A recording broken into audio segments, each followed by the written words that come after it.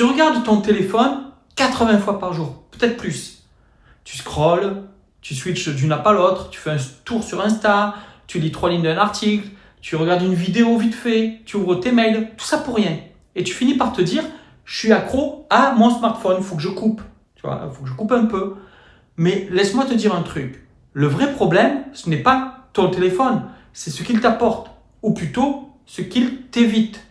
Ce n'est pas l'écran qui t'attire, c'est le contrôle.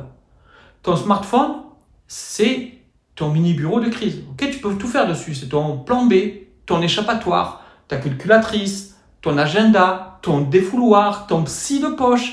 Et surtout, c'est ta valve anti-inconfort.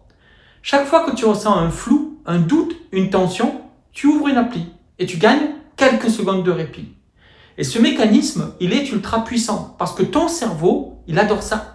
Ton cerveau préfère 1000 fois faire quelque chose, même inutile, plutôt que de rester dans l'inconnu. C'est pas moi qui le dis, c'est la science. Une étude menée par l'Université de Virginie a placé des gens seuls dans une pièce vide, rien à faire, juste attendre. Mais ils avaient un bouton à côté d'eux. Un bouton qui envoie une légère décharge électrique. Alors, pas dangereuse, on va dire, mais vraiment pas agréable, quoi. Résultat, 67% des hommes ont appuyé volontairement dessus, juste pour éviter l'inconfort du vide, de rien avoir à faire. Tu saisis? On préfère se faire mal plutôt que de ne rien faire. Et c'est exactement ce qui se passe quand tu veux créer un post, une offre, une vidéo. Tu ouvres ton doc et là, il y a une résistance, un flottement. Ton cerveau, il dit, allez, juste un petit tour sur YouTube avant et je m'y mets. Et hop, t'es reparti pour 40 minutes. Tu n'es pas accro à ton smartphone. Tu es accro à l'idée de pouvoir contrôler ce que tu ressens. Et tant que ces besoins-là dominent, tu n'avanceras pas. Parce que créer, ça veut dire affronter le flou, ça veut dire affronter le vide, le risque d'être jugé, le risque de ne pas plaire, de ne pas se plaire à soi-même. Créer, c'est désagréable, mais c'est aussi ce qui te rend vivant, libre, visible. Alors qu'est-ce que tu peux faire pour régler ce problème? Pas une détox digitale à la dure, pas une méthode miracle. Juste 3 choses simples peuvent t'aider. La première chose, recrée du vide, mais choisis.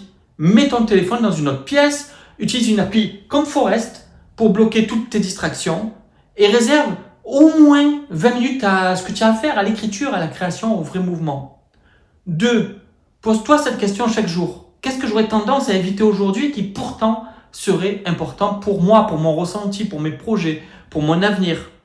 Et consacre-y du temps, sans interruption, avec le téléphone toujours en mode avion et une app de focus, encore une fois, comme Forest ou d'autres.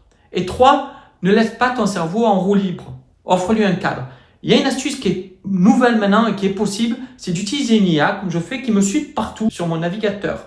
Elle m'aide à formuler mes idées, à répondre à mes mails, à structurer mes posts, à résumer ce que je lis. Ça s'appelle Merlin, c'est une extension gratuite, je vais te montrer ça. Et franchement, ça m'a changé la vie parce que c'est un assistant silencieux pour garder le cap sans se noyer. Je te mets le lien sur la vidéo si tu veux tester et je te montre ça de suite. En fait, ici sur le côté, on a donc toujours Merlin qui est disponible. Ça permet que chaque fois qu'au lieu d'aller chercher ailleurs, d'aller chercher plein de trucs, plein d'outils, tu as toujours un assistant IA sous la main où tu peux poser des questions. Tu peux faire comme sur ChatGPT, donc par exemple des recherches profondes, faire des charts, des diagrammes, analyser des données, générer des images, résoudre des problèmes, rechercher sur le web, discuter avec d'autres documents. Tu peux par exemple fournir un PDF, fournir un document pour travailler dessus. Et puis, ce qui est bien avec cette extension gratuite, tu vois ici par exemple aussi que tu peux l'utiliser de façon assez classique. Ce qui est top, c'est que tu peux choisir si tu veux que ce soit connecté au web, qu'aux données académiques ou aux réseaux sociaux aussi. Tu peux joindre des documents, tu peux choisir avec quelle intelligence artificielle tu veux travailler.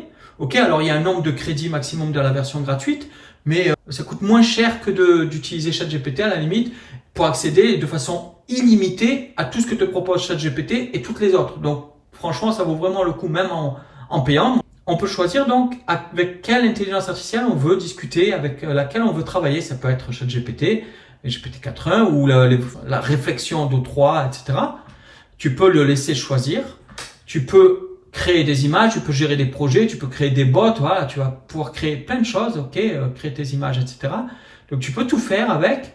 Et puis c'est disponible donc sur tes pages, c'est-à-dire que s'il y a une page, voilà, que plutôt que de perdre du temps à lire des documents, je peux aller et demander à Merlin de me résumer de façon simple les points les plus importants. Et voilà, ça va me permettre de gagner beaucoup de temps.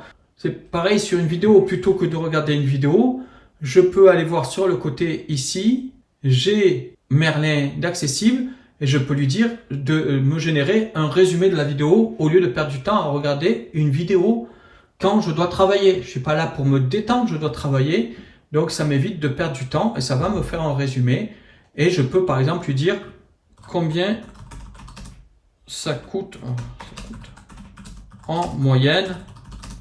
Voilà. Et ça va me dire ce qu'on trouve dans la vidéo, ok, sans aller inventer d'autres choses que ce qui est dans la vidéo quand je veux travailler juste sur la vidéo. Et si je veux travailler sur d'autres choses, je peux aller chercher sur le web d'autres informations. Bref, ça te permet de centraliser toutes tes informations, tout ton travail et donc de faciliter ton processus créatif.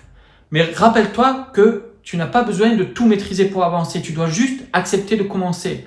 Même si c'est flou, même si c'est pas parfait, c'est dans l'action que tu retrouveras ta clarté, pas dans le scroll. Donc, utilise des méthodes simples, utilise des outils simples et vas-y, crée ce que tu as à créer. N'hésite pas à me dire en commentaire ce que toi, tu devrais créer actuellement et que tu as du mal, que tu repousses.